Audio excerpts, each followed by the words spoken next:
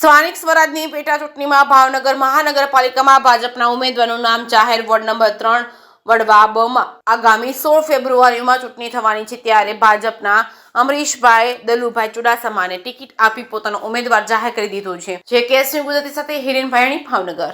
અમરસિંહભાઈ, વાત કરીએ તો તમને પક્ષે જ્યારે ટિકિટ આપી છે, આની પહેલા પણ તમે રહી ચૂક્યા છો, શું કામ કર્યા છે?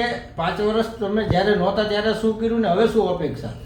2005માં 5 થી 10 હું કોર્પોરેટર હતો, ત્યારે વડવા બમાં આઝાદી પછી ક્યારેય ભાજપની સીટ નહોતી આવી. પહેલી વખત ભાજપની પ્રયત્નોથી હું 2005માં જીત્યો હતો અને અમારા કોર્પોરેટરો પછી આવેલા ઘણા વિકાસના કામો કર્યા છે અને ક્યાંય તૂટી રહી ગઈ છે તો અમારા ભારતીય જનતા પાર્ટી, અમારી મહાનગરપાલિકા સાથે મળીને જે વિકાસ કામને ક્યાંય તૂટી રહી ગઈ છે એ પૂરા કરશું, પ્રયત્ન પૂરા કરશું, એને પૂરા કરવાનો.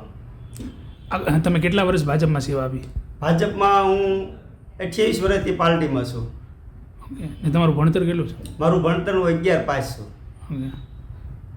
બીજા કેવા કામો કરશો તમે તમારા વિસ્તારમાં? મારા વિસ્તારમાં જે લોક ઉપયોગી થાય, લગભગ તો કામ કે અધૂરા નથી, પણ ક્યાંક રહી ગયા હોય, એ તૂટી રહી ગયો એને હું પૂરા કરવાના પ્રયત્ન કરીશ.